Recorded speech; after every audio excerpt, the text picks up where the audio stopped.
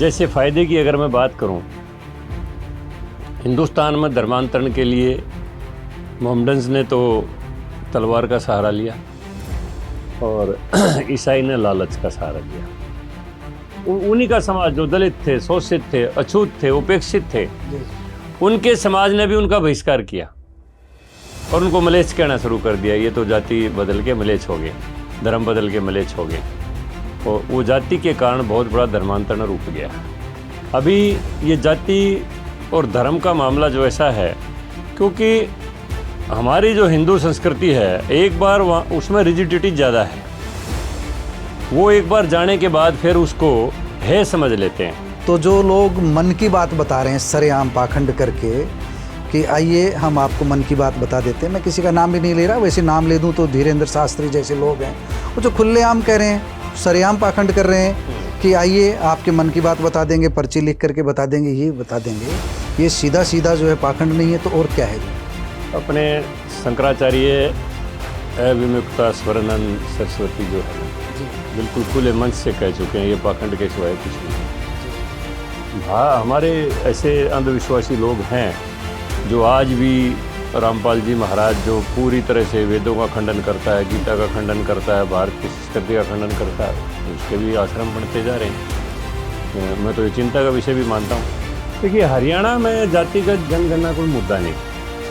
हरियाणा प्रदेश में ओबीसी के स्थानीय मुद्दे, जब तक हुड्डा था या ओम प्रकाश चौटाला था, वो तो पिक एंड चूज होता था, सीधा खुला पैसा चलता था, सिफारिशें चलती थी। अब पूरी तरह से मेरिट को जो अधिमान दिया गया है, और किसी भी गांव में जाओ, वहाँ सुबह सुबह खेल स्टेडियम में बच्चे रेस लगा रहे हैं, एक्सरसाइज कर रहे हैं, नहर के किनारे रेस लगा रहे हैं, सड़क की रोड के ऊपर रेस करते हुए मिल जाएंगे। उनको पता है कि भाई फिजिकल टेस्ट खुद पास करना पड़ेगा। पहले तो फिजिकल कोई करता था, रिटर्न कोई करता था, भर्ती कोई होता था। थोड़ा सा जो आप सोचते हैं वो लोग भी सोचते हैं। और अब जिन लोगों को इस सिस्टम से तकलीफ होती है, वो फिर इसका बुराई करते हैं, ये पोर्टल की सरकार है, ये वो है, वो है। लेकिन अब किसान को पता चल गया, जैसे ही फसल उसने डाली है, अगले दिन उसके खाते में पैसे आ गए। अगर टिकटें सही बढ़ती तो 45 प्लस हो जाते। हमारे तो लोग 45 प्लस नहीं, 65 प्लस हो जाते।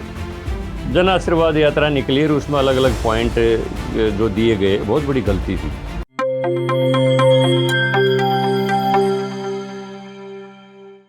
दोस्तों, सादर अभिवादन।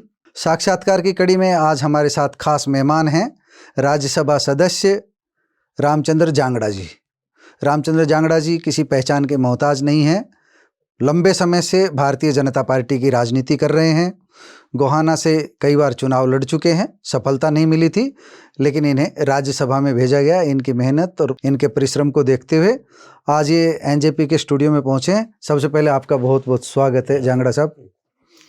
सिलसिला शुरू करते हैं बातचीत का। मैं आपको सुन रहा था विश्वकर्मा स्कूल के प्रोग्राम में, आप अंधविश्वास पर चोट भी कर रहे थे और कुछ बातें समझाने का प्रयास कर रहे थे। अंधविश्वास का सामना तो आपको भी करना पड़ा था, विवादित बयान आपका समझाने की कोशिश कर रहे थे किसी को, जातिवाद पे भी बोल रहे थे, आप कह रहे थे कि नकली ब्राह्मण जो है। हम सीधी बातचीत शुरू करते हैं कि सारे नेता बोलते हैं जाति विहीन समाज की रचना करो, जातिवाद को खत्म करो, और जब भी कोई मुद्दा आता है, जब भी कोई इश्यू आता है, सब जाति की तलाश करते हैं। ये विरोधाभास क्यों? जांगड़ा जी इस बारे में क्या सोचते हैं? दरअसल जाति भारत की संस्कृति में बहुत गहराई से है और इसके कुछ देश को फायदे भी हैं और कुछ नुकसान भी हैं। जैसे फ़ायदे की अगर मैं बात करूं, हिंदुस्तान में धर्मांतरण के लिए मोहम्मडन्स ने तो तलवार का सहारा लिया और ईसाई ने लालच का सहारा दिया। लेकिन ईसाई समझते थे कि हिंदुस्तान का दलित समाज, जिसको उपेक्षित, शोषित और अछूत समझा जाता है जी, वो ईसाई बनने के बाद एक श्रेष्ठ समाज की श्रेणी में आ जाएगा और उसकी समाज में एक रुतबा बढ़ जाएगा और वो धर्मांतरण की तरफ लाइन लग जाएगी। लेकिन वो हैरान थे कि धर्मांतरण के बाद उन्हीं की जाति के लोगों ने उनको मलेच्छ कहना शुरू कर दिया। यानी अपने से भी नीचे मान लिया, स्वीकारोक्ति नहीं हुई, स्वीकार, समाज स्वीकार नहीं कर पाया। समाज स्वीकार, उन्हीं का समाज जो दलित थे, शोषित थे, अछूत थे, उपेक्षित थे, जी। उनके समाज ने भी उनका बहिष्कार किया और उनको मलेच्छ कहना शुरू कर दिया। ये तो जाति बदल के मलेच्छ हो गए, धर्म बदल के मलेच्छ हो गए, और वो जाति के कारण बहुत बड़ा धर्मांतरण रुक गया। तो अभी जैसे आप बात कर रहे थे, हम यहाँ अपने भारतीय जनता पार्टी या राष्ट्रीय स्वयंसेवक संघ के प्रयासों को जब हम देखते हैं, जब वो घर वापसी की मुहिम चलाते हैं, तब मान लीजिए कोई मेव मुस्लिम अगर हिंदू समाज में वापस लौटता है तो फिर उसको भी शादी की समस्याएं आती है, उससे कोई विवाह नहीं करता है, तो वापसी की जो प्रक्रिया है वो रुक जाती है या धीमी पड़ जाती है? नहीं, रुक जाती है। और इसके बहुत से उदाहरण हैं। जैसे हरियाणा प्रदेश में मुगलई काल में, विशेष तौर पर मैं जाट समाज की चर्चा करूं, जी जी, यहाँ हमारे बेरी के आसपास में काद्यान गोत्र के गांव हैं, जी जी, और दुजाना में नवाब बैठते थे जी। उन्होंने कुछ जाटों का धर्मांतरण कर दिया, जो आज भी उनको मूड़े जाट बोलते हैं। अच्छा अच्छा। अभी ये जाति और धर्म का मामला जो ऐसा है, क्योंकि हमारी जो हिंदू संस्कृति है, एक बार उसमें रिजिडिटी ज़्यादा है, वो एक बार जाने के बाद फिर उसको है समझ लेते हैं। इसका नुकसान भी हुआ है, जैसे मैंने कहा कि फ़ायदे भी हैं, नुकसान भी हैं। अब गुरुकुल झज्जर के संचालक थे, जी जी, अपने स्वामी जी जो ओमानंद जी, जी, उन्होंने उनको प्रेरित करके आर्य समाज के माध्यम से और हवन करवा के, जनेऊ वगैरह डलवा के, उनका पवित्रीकरण करवा के हिंदू धर्म में उनको शामिल कर लिया। जी जी। लेकिन दिक्कत यही रही, उनकी लड़कियों को ले लें, लेकिन अपनी लड़की उनको दे नहीं, तो फिर वापस वही वो नमाज पढ़ने के लिए मजबूर हो गए। इसी तरह अपने मेरे गोहाना क्षेत्र में बहुत मूड़े जाट हैं और मलिक गोत के हैं, दो दुआ गांव पूरा का पूरा है उनका, वो सारा धर्मांतरित लोग हैं, कन्वर्टेड लोग हैं। लेकिन वही बात, एक बार जब कन्वर्जन हो गया तो हमारे जो समाज की जो एक ढांचा है वो उनको स्वीकार नहीं कर रहा, और उन्होंने हिंदू धर्म स्वीकार करने के बाद भी अपनी लड़कियां किसी को नहीं दी, उनकी लड़की ले लेते हैं, तो फिर वहीं की वहीं फिर मामला रुक गया। तो धर्म कोई छुई मुई चीज़ नहीं है कि आदमी के एक बार जाने से पवित्र हो गया, अपवित्र हो गया। भारत की संस्कृति को तो समझने की ज़रूरत है, ये तो एक जीवन जीने की पद्धति है हिंदू संस्कृति। मैं बीच में बात काट रहा हूँ, आप आर्य समाज से जुड़े रहे हैं? हाँ। आर्य समाज की जब हम व्यवस्था को देखते हैं तो वेद आधारित है, वेदों को मानने वाले लोग हैं, और वेद जितने पाखंड हैं उन सब पर चोट करता है जी। रामचंद्र जांगड़ा भी समय समय पर चोट करते हैं। कभी महसूस होता है कि इस चोट करने में भी कभी कभी डर लगता है, कभी सनातन विरोधी न ठहरा दिया जाए, ऐसा महसूस करते हैं आप कभी? नहीं, मैं कभी महसूस नहीं करता। अपनी बात साफ गोई से कह पाते हैं? साफ गोई से करता हूँ, बिल्कुल। तो अपनी बात साफ गोई से करते हो, तो जो लोग मन की बात बता रहे हैं सरेआम पाखंड करके कि आइए हम आपको मन की बात बता देते हैं, मैं किसी का नाम भी नहीं ले रहा, वैसे नाम ले दूं तो धीरेन्द्र शास्त्री जैसे लोग हैं, वो जो खुलेआम कह रहे हैं, सरेआम पाखंड कर रहे हैं कि आइए आपके मन की बात बता देंगे, पर्ची लिख करके बता देंगे, ये बता देंगे, ये सीधा सीधा जो है पाखंड नहीं है तो और क्या है? जो है अपने शंकराचार्य अविमुक्ता स्वरानंद सरस्वती जो है ना, जी, बिल्कुल खुले मन से कह चुके हैं, ये पाखंड के सिवाय कुछ नहीं है। जी जी जी। और बहुत बड़े विद्वान हैं वो, बहुत बड़े ज्ञानी पुरुष हैं, भारतीय संस्कृति के, वेदों के, उपनिषदों के प्रकांड विद्वान हैं। उन्होंने खुले मन से कहा है कि ये पाखंड है, ये कुछ नहीं है। और जो लोग, अब ये कितने लोग आसाराम बापू के पीछे दीवाने थे, जी जी जी, आज वो कहाँ पर है? और हमारे ऐसे अंधविश्वासी लोग हैं जो आज भी, रामपाल जी महाराज जो पूरी तरह से वेदों का खंडन करता है, गीता का खंडन करता है, भारत की संस्कृति का खंडन करता है, उसके भी आश्रम बनते जा रहे हैं। जी जी। मैं तो ये चिंता का विषय भी मानता हूँ, और उनके ऊपर रोक लगानी चाहिए, बिल्कुल। ऐसे लोगों को रोकना, जेल में बैठे बैठे वो अपना एक नेटवर्क चला रहा है, पूरा तंत्र चला रहा है, चलता है, और ये सरसा वाले का चल रहा है। मतलब कहीं ना कहीं श्रद्धा की बजाय लोग अंधश्रद्धा की तरफ बढ़ रहे हैं, की तरफ जाते हैं। इसको रोकना जरूरी है, रोकना चाहिए इसको।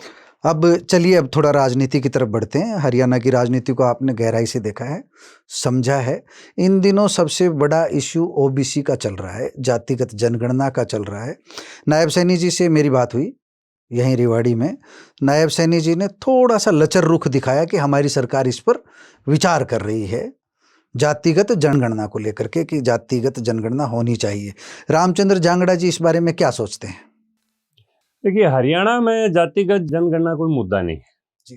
हरियाणा प्रदेश में ओबीसी के स्थानीय मुद्दे हैं और उन्हीं के ऊपर ध्यान दे दिया जाए तो मेरी समझ में हरियाणा प्रदेश में जातिगत जनगणना के लिए कोई लोगों में मूवमेंट भी नहीं है और ना लोगों में इस किस्म की कोई इच्छा है कि हमारी सभी समाज में, छोटा सा हरियाणा प्रदेश है। लेकिन ओबीसी के इशू तो बहुत आते हैं, आय सीमा का इशू आता है। आप कैसे जस्टिफाई करेंगे भारतीय जनता पार्टी की सरकार को, मनोहर सरकार को, मोदी सरकार को, कि ओबीसी के लिए हमने ये किया?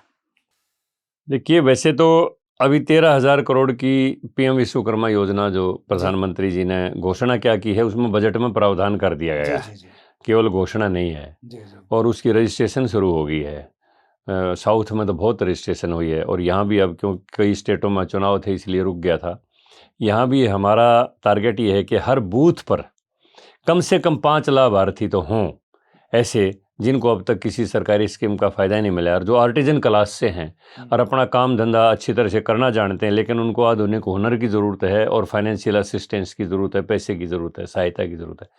तो ऐसे ऐसे कम से कम 5 से शुरुआत करके फिर इसको आगे बढ़ाएं। विकसित भारत संकल्प यात्रा में भी इसको इम्प्लीमेंट किया। हाँ, तो अभी ओबीसी के लिए बहुत कुछ है। एक तो मेडिकल एजुकेशन में रिजर्वेशन प्रधानमंत्री जी ने आने का, एक बार हम गए थे 16 एमपी जबकि उन्होंने लागू कर दी थी। और जो केवीएस स्कूल हैं, जो केंद्रीय जो स्कूल हैं, उनमें भी जो दाखिलों में जो है ना, उनमें भी रिजर्वेशन लागू कर दी है। ये पहले नहीं थी, ना मेडिकल एजुकेशन में थी और ना केवीएस केंद्रीय विद्यालयों में थी, उसको भी लागू कर दिया है। और केंद्र सरकार की नौकरियों में भी और प्रदेशों में भी भारतीय जनता पार्टी की जहाँ जहाँ सरकारें हैं उनको पूरा का पूरा कोटा दिया जा रहा है। और हरियाणा का तो आप देख रहे हो कि जब तक हुड्डा था या ओम प्रकाश चौटाला था, वो तो पिक एंड चूज होता था, सीधा खुला पैसा चलता था, सिफारिशें चलती थी। अब पूरी तरह से मेरिट को जो अधिमान दिया गया है, उसके माध्यम से अगर मैं जांगड़ा समाज के कहूँ तो बहुत पुलिस इंस्पेक्टर सेलेक्ट हुए हैं और एक घर से 2 सगे भाई एचसीएस में आ गए। आर्यनगर गांव है हिसार जिले में। एक घर से, और वो 3 दोस्त थे, एक कुम्हार समाज का था, 2 अपने जांगड़ा समाज के, तीनों एचसीएस में सिलेक्ट हो गए। पिछली सरकारों में कौन इनको होने देता? मतलब पारदर्शिता आई, नौकरियों में पारदर्शिता आई। ये एक बड़े बदलाव की बात है। हाँ। हमारा सब्जेक्ट ओबीसी पर था, एक इसी में ओबीसी के सब्जेक्ट में ही मैं जोड़कर पूछ रहा हूँ, कांग्रेस ने इन चुनावों से पहले, जो अभी विधानसभा चुनाव पीछे गए, इन चुनावों से पहले एक बड़ा इशू जोर शोर से उठाया कि 90 में से केवल 3 ओबीसी सेक्रेटरी जो भारत सरकार के थे, ये इशू उठाया। ये स्थिति क्यों पैदा हुई, इसके पीछे क्या वजह है और आगे सुधार की क्या उम्मीद आप देखते हैं? एक विद्वान के नाते मैं आपसे जानना चाह रहा हूँ। देखिए, इसमें जो सेक्रेटरी लेवल का पद होता है उस तक लंबी प्रक्रिया है, वो हायर लेवल के हैं, उनमें कई पद, उसको कई स्टेप जो है ना उसको पास करने पड़ते हैं। तो वहाँ रिजर्वेशन का प्रावधान नहीं होता। वहाँ पर तो एक आदमी जो गवर्नमेंट ऑफ इंडिया लेवल का जो सेक्रेटरी का पद होता है, उसमें ये बात नहीं है कि पिछड़ों में योग्यता नहीं है, योग्यता पिछड़ों में भी है, लेकिन वो अब सामने आएगी जब उनको अधिमान मिलना शुरू हुआ है। अब जैसे आईएएस में, यूपीएससी में अगर रिजर्वेशन के जरिए उनको चांस मिलेगा तो नेचुरली उनको प्रमोशन भी मिलेंगे आगे और वहाँ तक वो जाएंगे। उनमें क्वालिटी की, हुनर की कोई कमी नहीं है। मैं अगर बात करूँ लंबे समय की कांग्रेस की, एक बार कर्पूरी ठाकुर जी जब जिंदा थे, उन्होंने आंकड़ा पेश किया था, कांग्रेस शासित राज्यों में राज्यपाल, चीफ मिनिस्टर, सेक्रेटरीज जितने भी थे एक ही वर्ग के थे। आपकी बात से मैं भी सहमत हूँ। काफ़ी हद तक यही सवाल राहुल गांधी से किया गया था। उन्होंने तुरंत कहा रिग्रेट, मैं खेद व्यक्त करता हूँ, ऐसा था, उन्होंने स्वीकार किया। लेकिन आगे हम इस व्यवस्था को बदलेंगे। मैं तो आपसे यही जानना चाह रहा था, गाए बगाए जब भी कभी समय मिले, रामचंद्र जांगड़ा भी कभी पैरवी करेंगे कि ओबीसी को भी कुछ थोड़ा सा आगे लाया जाए? ओबीसी के लिए मेरी समझ में जितना चिंतित नरेंद्र मोदी जी हैं, जी जी। उतना आज तक कोई प्रधानमंत्री रहा नहीं है। उन्होंने मुख्य मंत्रिमंडल में भी अपने ओबीसी को पूरा कोटा दिया है मंत्रिमंडल में, क्योंकि उनको जब चांस देंगे तभी तो किसी बात को सीखेंगे, चांस ही नहीं देंगे तो सीखेंगे कैसे। जी जी जी जी। और तो हमारे प्रदेश में भी नौकरियों में पूरा कोटा मिला है। थोड़ी सी बात है, हालांकि मुख्यमंत्री जी की मंशा गलत नहीं है। जी जी वो चाहते हैं कि बिल्कुल जो डाउन पहली सीढ़ी के ऊपर है उनको मिले, जी जी। लेकिन उसमें अंत्योदय की भावना से वो कर रहे हैं। जी जी। लेकिन उनमें जो 6 लाख का क्राइटेरिया है, तो हम्म। हरियाणा प्रदेश एक ऐसा प्रदेश है जिसमें कोई सीनियर चपरासी है, क्लर्क है, कंडक्टर है, पटवारी है, जेबटी टीचर है, जितने क्लास 3 4 है ना, 50,000 से नीचे किसी की पे नहीं है। हाँ, उतना वो आउट ऑफ क्राइटेरिया हो जाता है। आउट ऑफ तो क्राइटेरिया। ये बढ़ाने की ज़रूरत है, जी जी। क्योंकि वो लोग अपने पेट के ऊपर पट्टी बांध के अपने बच्चों को पढ़ाते हैं और फिर वो रिजर्वेशन कैटेगरी में नहीं आ पाते, तो बहुत ये उनको दुख भी होता है और नेचुरली बात है ये। तो उसमें जो है ना, मैं भी मुख्यमंत्री जी से कई बार सलाह दे चुका हूँ जी जी कि इसका पैटर्न जो है ना वो सेंटर के पैटर्न पर कर दिया जाए। जी जी तो कोशिश है हमारी, लेकिन उनकी मंशा गलत नहीं है। जी जी। वो नीचे से आदमी को मिलने के बाद फिर ऊपर देना चाहते हैं। उसमें क्या होता है, कई बार सामाजिक समानता के लिए प्रयासरत रहे। प्रयास उनका यही है, लेकिन अफसरशाही क्या, इसमें उनको चांस मिल जाता है। अब एक व्यापारी है, वो दिन में कमाएगा 10,000, दिखाएगा 2,000, जी जी जी। अपनी इनकम को छिपा सकता है, लेकिन नौकरी पेशा के लिए कोई ऐसा उपाय नहीं है। इनकम है उसकी, वो कहाँ छिपाएगा।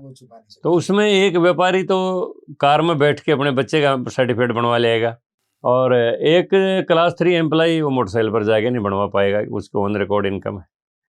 तो 300 करोड़ रुपए छुपा लेते हैं लोग। हाँ, लोग अभी एक कांग्रेस के सांसद का आ रहा है 300 करोड़ के लगभग तो मिल चुके हैं उससे। मशीनें ऐसे फेल हो गई, राजनीति किधर जा रही है देश की, हाँ। जो है बड़ा अच्छा। अभी बात करते हैं राज्यसभा सदस्य के नाते, जो है हरियाणा से आप 5 हैं ना, 5 लोग हैं। हाँ, 5 लोग हैं इनमें। तो कभी चीफ मिनिस्टर के साथ स्टेट के इश्यूज को लेकर मीटिंग होती है? मुख्यमंत्री जी राज्यसभा जो सदस्य हैं, जितने मेंबर पार्लियामेंट राज्यसभा हैं, उनकी बातें सुन करके कुछ इश्यूज को हल करने का प्रयास करते हैं? नहीं, संवादहीनता है कि संवाद बराबर बना रहता है? नहीं, बुलाते हैं मुख्यमंत्री जी। और हरियाणा भवन में जब भी फुर्सत का समय होता है तो सभी एमपीज को इकट्ठा बुलाते हैं और उनसे पूछते भी हैं, और अपनी तरफ से भी मुद्दे बताते हैं, भाई प्रदेश का ये मुद्दा जो है ना, उसमें आप लोकसभा में, राज्यसभा में इसको उठाओ थोड़ा, और हम खुद भी हाईलाइट करते हैं। जी जी जी जी। जब भी जैसे अभी मैं भारत की आर्थिक स्थिति के ऊपर चर्चा चल रही थी पिछले दिनों, मुझे समय तो 3 मिनट का दिया था, लेकिन मैं 9 मिनट बोल गया। तो हम भी बताते हैं कि हमने कहा भाई कांग्रेस के समय का यहाँ का तुलनात्मक अध्ययन चल रहा था कि भारत की स्थिति आज क्या है।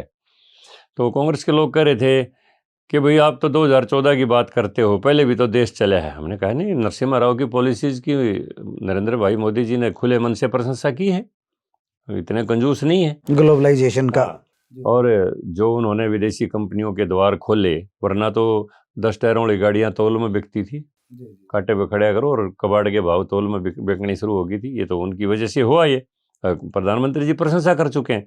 लेकिन मैंने कहा हरियाणा प्रदेश में एक खिलाड़ी गोल्ड मेडलिस्ट जो होता है ओलंपिक का, उसको 6 करोड़ रुपया सरकार दे देती है, सिल्वर मेडलिस्ट को 4.5 दे देती है, ब्रॉन्ज मेडलिस्ट को 2.5 करोड़ दे देती है, केवल पार्टिसिपेट कर लेता है उसको भी 25 लाख रुपए मिल जाते हैं। आज जो हरियाणा प्रदेश के बच्चे खेलों में पूरे विश्व में नाम चमक गया, ये अब से पहले क्यों नहीं चमका? कितने दिनों मतलब मनोहर सरकार की खेल नीति के कारण बच्चों को प्रोत्साहन मिला है। फिर सबसे बड़ी बात ये हुई है, हरियाणा प्रदेश के बच्चों ने पढ़ना ही छोड़ दिया था। जी जी। सब कोचिंग सेंटर खाली थे, क्योंकि पता था भैया तो पैसे से नौकरी मिलेगी या सिफारिश से मिलेगी। अब मेरिट से मिल रही है। तो मैंने देखा कोटा में, सीकर में हरियाणा के बच्चों के कोचिंग सेंटर भरे पड़े हैं।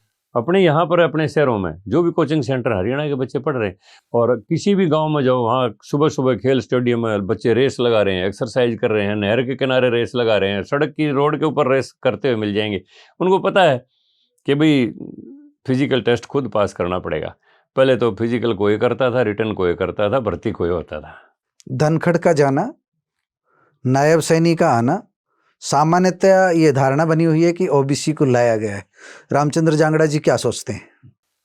देखिए, ये तो एक प्रक्रिया संगठन में बदलाव की चलती रहती है। धनखड़ जी भी पुराने पार्टी के समर्पित कार्यकर्ता हैं, एबीवीपी से लगे हुए, आपका पन्ना प्रमुख तो खड़ा किया, और उन्होंने काफ़ी मेहनत की है, और फिर उनको भी सम्मान केंद्र में सचिव बना के उनको दिया है। थोड़ा सा जो आप सोचते हैं वो लोग भी सोचते हैं, और जैसे ओबीसी ये सोचता है कि हम बीजेपी के परमानेंट वोटर हैं। जी जी। हरियाणा में भी, सारे देश में धारणा मान लिया है रामचंद्र जांगड़ा ने कि हाँ। परमानेंट वोटर हैं, हाँ, ओबीसी भाजपा के। भाजपा का। जी जी। तो वो ये भी सोचते हैं यार ऊपर हमारा आदमी हो तो हमें अच्छा लगे, इसलिए वो ऐसा सोचते हैं। हालांकि भाजपा में कोई जातिवाद की बात होती नहीं है। कोई धनखड़ जी की जाति चाहे कुछ भी हो, लेकिन वहाँ तो समानता ही है, कोई जाति की बात करता भी नहीं है। जाति धर्म की नहीं होती, धर्म की तो होती है, जाति की नहीं होती। धर्म की भी कोई यहाँ पर देखिए नहीं, राजस्थान में 200 टिकटें दी जाती है, 199 चुनाव लड़ते हैं, एक भी मुस्लिम कैंडिडेट नहीं होता है, प्रदेश में भी तो धर्म की तो होती है, जाति की नहीं होती। जाति की भी नहीं होती, वैसे तो धर्म की भी नहीं होती, लेकिन वो लोग जो कट्टरवाद की तरफ जाते हैं और भाजपा को अछूत समझते हैं, और फिर उनको वोट टिकट देने का जहाँ तक ताल्लुकात है, जिताऊ कैंडिडेट होता है क्योंकि उसी को दिया जाता है, तो उसमें गुजरात में भी हमने बिना दिए सरकार बनाई है, हमने राजस्थान में भी बनाई है, हमने यूपी में, उनकी जरूरत नहीं, उत्तर प्रदेश में भी बनाई है। तो हमारा देखो सीधी सी बात है, vote bank, Hindu vote bank जब पूरी तरह से साथ खड़ा है, ठीक है, वो कौन से गैर हैं, वो भी तो यही मानते हैं कि हम भी तो कभी हिंदू ही थे, वो कौन से गैर हैं, कोई बाबर के साथ तो आए नहीं, सारे यहीं से कन्वर्टेड हैं। मैं तो कहता हूँ अपने भाई हैं, मुख्य धारा में आ जाएं, क्या दिक्कत है। 2024 की तैयारी है, सबसे बड़ा इश्यू क्या मान रहे हैं देश में? डेवलपमेंट है, राम मंदिर है, उद्घाटन होने जा रहा है, शिलान्यास पहले हो चुका। राम मंदिर एक आस्थाओं का केंद्र है, वो बात है, लेकिन सबसे बड़ा जो मुद्दा है वो डेवलपमेंट का और भ्रष्टाचार विहीन सरकार का ये है। अब देखो ना, पिछले मनमोहन जी तो बेचारे मजबूर प्राइम मिनिस्टर थे, मजबूत नहीं मजबूर थे, उनका तो सारा का सारा उन्होंने जो है, उनके ऊपर तो पिक्चर भी बन चुकी है एक्सीडेंटल प्राइम मिनिस्टर की। जी जी जी जी। और वो सारा देश के सामने आ चुका है कि किस तरह से राहुल गांधी और सोनिया गांधी उनको दबा के रखते थे। जिन नरसिम्हा राव जी की आप बड़ाई कर रहे हैं, उनकी पॉलिसी तो बतौर फाइनेंस मिनिस्टर मनमोहन सिंह जी नहीं लागू। तो मनमोहन सिंह को इंडिपेंडेंट उन्होंने अधिकार दिया ना, तभी तो कर पाए। जी जी जी।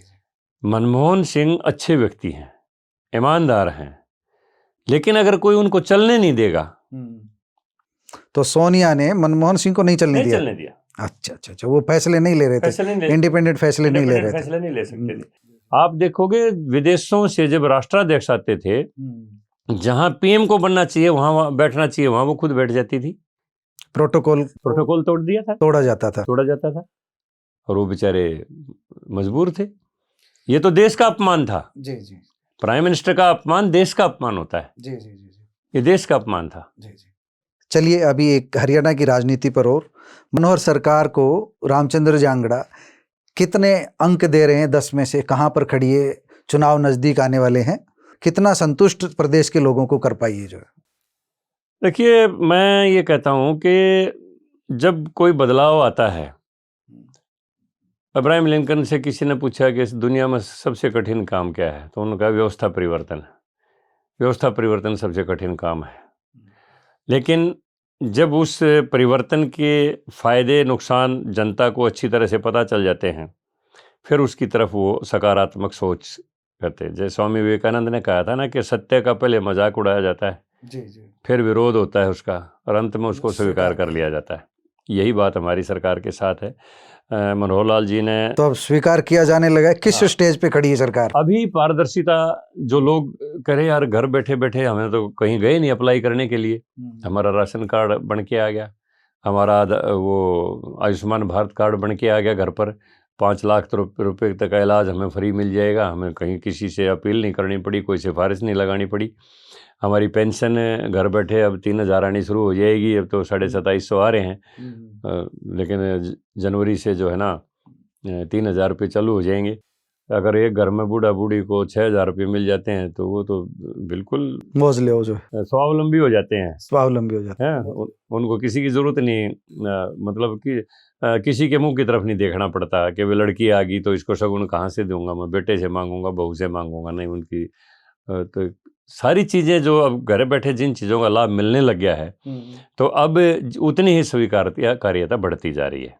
शुरू में ये था, जैसे हुड्डा भी प्रचार करता था, ये तो पोर्टल की सरकार है, ये है वो है।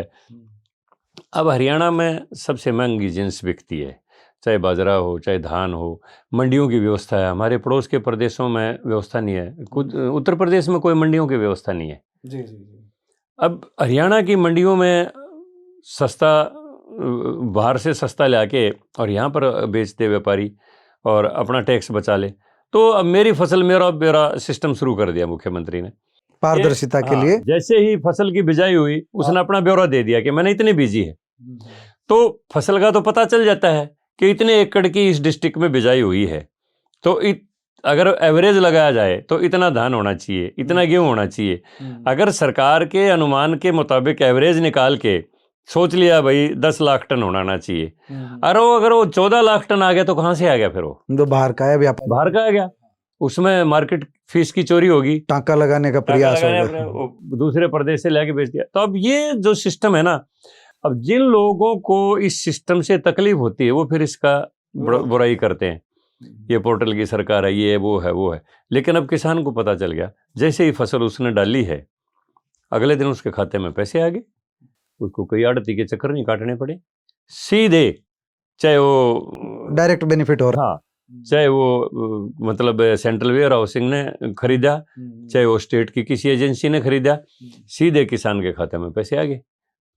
मोदी जी की पॉलिसी है कि बिचौलियों से मुक्ति मिले। जैसे राजीव गांधी कहते हैं ना, मैं तो 100 भेजता हूँ, 15 आगे जाते हैं, 85 बीच में चोए, वो यही तो 300 करोड़ रुपए मिलते हैं। बिचौलियों से मुक्ति के लिए मनोहर जी का भी प्रयास है, मोदी जी का भी प्रयास है। शुरू में लोगों को तकलीफ थी पोर्टल की वजह से, ऑनलाइन सिस्टम की वजह से, प्रॉपर्टी आईडी, परिवार पहचान पत्र, कई दिक्कतें आई थी, जो दिक्कतें आती हैं। लेकिन मैं आपकी जानकारी के लिए बताऊं महेश जी, मैं एक बार डूमरखा गांव में चला गया, अपने समाज का एक सरपंच बना केवल 1 वोट से। जी। तो उन्होंने बुला लिया गांव में। जब मैंने जानकारी ली कि पिछली सरकार में भाई गांव में कितने पैसे आए हैं और कितने लगे हैं पिछले सरपंच के, मैं तो हैरान था। गांव में कुम्हार पंचायत उसके चौपाल के 15 लाख रुपए आए हुए, और गांव में कुम्हार चौपाल ही नहीं। इतना वो हो रहा। हाँ, हुड्डा सरकार की बताऊं मैं, कुम्हार चौपाल के पैसे आए हुए, लेकिन गांव में चौपाल ही नहीं। एक गली 10-10 बार बनी हुई दिखा दी, वही गली फिर बन गई, फिर बन गई, फिर बन गई। सरकारी धन का दुरुपयोग हुआ। अब पंचायत प्रस्ताव करेगी, वो ग्राम दर्शन पोर्टल के ऊपर वो काम डलेगा, उसकी लाइफ तय की जाएगी, ठेकेदार की जिम्मेवारी तय होगी। अगर वो अगले ही साल फिर वही काम अगर ला गया तो पोर्टल उठाएगा ही नहीं। उसी गली का अगर नंबर आ गया पोर्टल उठाएगा ही नहीं। पहले का हिसाब दो, पहले का हिसाब दे भाई। चलिए, आपने डेवलपमेंट की बात बताई विस्तार से। अभी एक व्यक्तिगत सवाल आपका, अभी राज्यसभा सदस्य, भविष्य में चुनाव होने हैं, आपकी क्या चॉइस, प्राथमिकता? पार्टी अगर आपसे सवाल करे कि रामचंद्र जांगड़ा जी क्या चॉइस है, राज्यसभा में जाना है, लोकसभा लड़ना है, या गोहाना विधानसभा पर अर्जुन की आंख? अर्जुन, देखिए मेरी समझ में तो इसमें चॉइस हमारी पार्टी में पूछी ही नहीं जाती, निजी चॉइस पूछी नहीं जाती। वो जो संगठन, लेकिन निजी खुद की तो कुछ होती, रामचंद्र जांगड़ा की। अब मेरी खुद की चॉइस थी कि मैं गोहाना से ही चुनाव लड़ना चाहता था और मेरी पूरी तैयारी थी। और आज भी गोहाना का सर्वे कोई करवाए, सब ये कहेंगे 50,000 से चुनाव जीतते अगर उनको टिकट मिलती तो। मेरी टिकट कटने से गोहाना की सीट नहीं 10-15 सीटें और भी गई, क्योंकि एकदम ओबीसी। तो ये आपने काम की बात है। टिकट वितरण में जो पिछली बार, अभी 2019 में ये जो 40 पर अटक कर रह गए और जो बहुमत से पीछे रह गए, जजपा का साथ लेना पड़ा, इसके पीछे कहीं टिकट वितरण जिम्मेवार था? अगर टिकटें सही बढ़ती तो 45+ हो जाते। हमारे तो लोग 45+ नहीं 65+ हो जाते। तो 75 पार का नारा मतलब कोई झूठा नहीं था, हवा ऐसी थी। ये जो जन आशीर्वाद यात्रा निकली और उसमें अलग अलग पॉइंट जो दिए गए, बहुत बड़ी गलती थी। एक एक क्षेत्र में 10-10 उम्मीदवार खड़े हो गए। अब उन्होंने ताकत लगा के अपनी ताकत दिखा दी, इस कॉर्नर पर मैं खड़ा हूँ, उस कॉर्नर पर वो ये खड़ा है, और फिर वो जब टिकट तो एक को ही मिलनी थी, बाकी उसके दुश्मन हो गए। बाकी टिकटों में जो हुआ, हमारे लोग अब भी बने हुए हैं। अब दादरी से सोमवीर संगवान विनिंग था, वो आज भी विनिंग है, वो बन गया, वो इंडिपेंडेंट बन गया, हमने टिकट काट दी। अभी रणधीर गोलन पुंडरी से विनिंग था, टिकट काट दी, वो इंडिपेंडेंट खड़ा हो गया, फिर वो बन गया। एक मेरे ख्याल से सोनीपत डिस्ट्रिक्ट में और थी, कौन सी सीट थी वो, कितने में बताऊं? हाँ, बहुत सारे। जोगीराम सिहाग विनिंग था बरवाड़ा से, हमने टिकट काट दी, वो जेजेपी से बन गया। गोलन रणधीर गोलन, हाँ, पुंडरी से, हाँ, उसका यही एग्जांपल सटीक दिया। हाँ, तो मैं विनिंग था।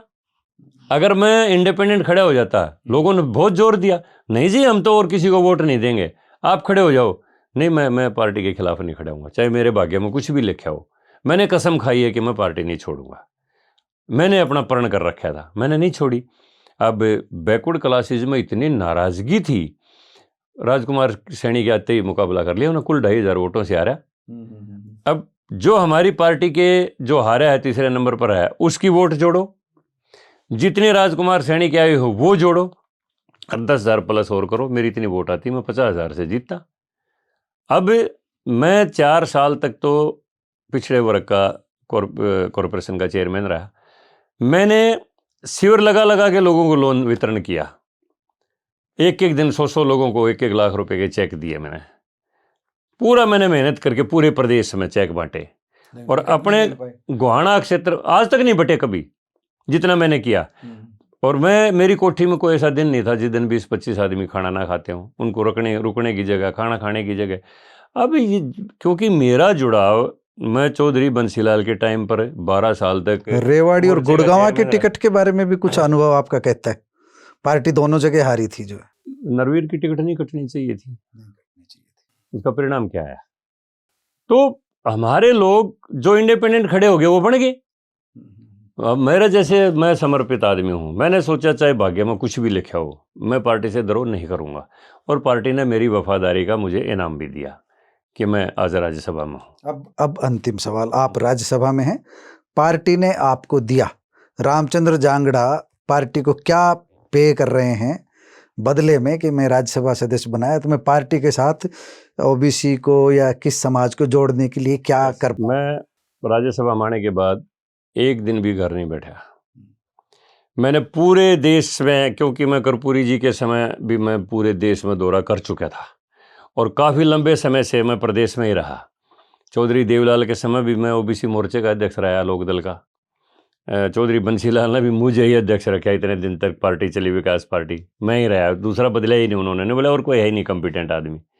और बीजेपी में भी मैं 2 बार अध्यक्ष रहा ओबीसी मोर्चे का। तो मेरा प्रदेश में ही पूरा रहा कर्पूरी जी के जाने के बाद। लेकिन राज्यसभा में आने के बाद मैंने पुनः मेरे नेटवर्क से पूरे देश में जोड़ा अपने आप को, और उनको मोदी जी की नीतियों को के विषय में बताया और समझाया, और उनको पार्टी के विचारधारा के साथ लेके आया। क्योंकि मेरा संपर्क बहुत पहले से था पूरे देश में, तो मैं साउथ में भी पूरा गया, नॉर्थ ईस्ट में भी गया, और पूरा राजस्थान तो मैंने इतना दौरा किया क्योंकि यहाँ शिल्पकार समाज भरा पड़ा है। 3-4 बार तो मैंने जैसलमेर में, बीकानेर में, और यहाँ भरतपुर में, जयपुर में सम्मेलन किए बड़े बड़े। जयपुर में तो 2 लाख आदमियों का सम्मेलन था।